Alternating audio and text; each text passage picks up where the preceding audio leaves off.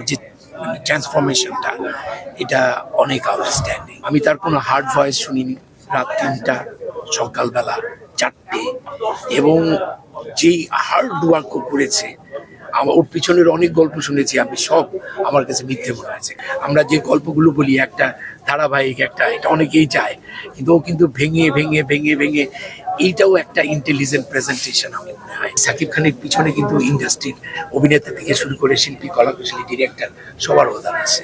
সাধারণ দর্শক হিসেবে ছবিটা দেখেছি এবং এর প্রথম আজকে আমি ছবিটা দেখলাম।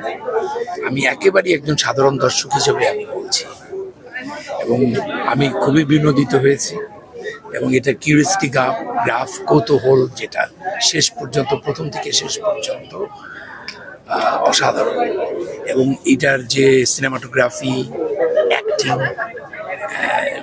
ইন্টারন্যাশনাল স্ট্যান্ডার্ড অ্যাক্টিং, এবং কস্টিউম, মিউজিক, একটি সফল বাণিজ্যিক ধারা চলচ্চিত্রের যা যা দরকার সব কিছুটার মধ্যে আছে। এবং সবাই যেভাবে চিন্তা করেছিল গল্পটা কি, আসলে কিন্তু গল্পটা নেই। অনেকে বলছে কেজিএফ, অনেকে বলছে এইটা সেটা। আমার কথা হচ্ছে যে এইটা একজন ডিরেক্টর তো চিন্তা করবে যে তার ভাইবটাকে কাজে লাগাবে। এই যে অ্যাকচুয়ালি কিন্তু ওই গল্পের সাথে মিললেই, কিন্তু আপনি যেই সময় এখন সবাই এই ধরনের একটি গেটআপটাকে কাজে লাগিয়েছে। এবং আমি সাকিবের একটি অভিনয়ের জায়গায় আমি একেবারে বলতেই চাই, সেটা হচ্ছে যখন ও শান্ত থেকে ট্রান্সফর্ম হয়ে তুফান হচ্ছে একটা ডিল করার জন্য, তার যে ট্রান্সফরমেশনটা এটা অনেক আউটস্ট্যান্ডিং।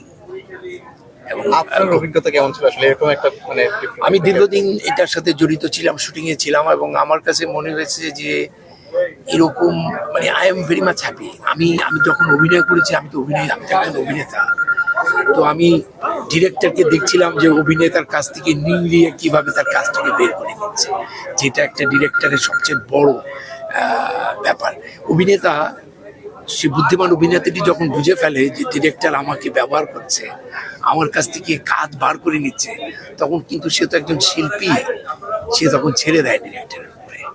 এবং আমি আমার এই দীর্ঘ এই যাত্রায় আমি ছেড়ে দিতে পেরেছি।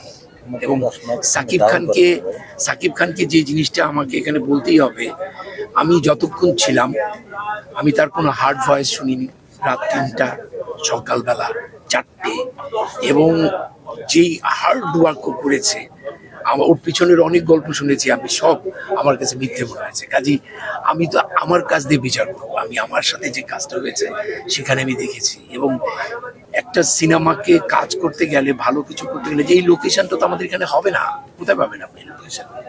যে মাথা ঠান্ডা করে পুরো টিমটা কাজ করতে পেরেছে।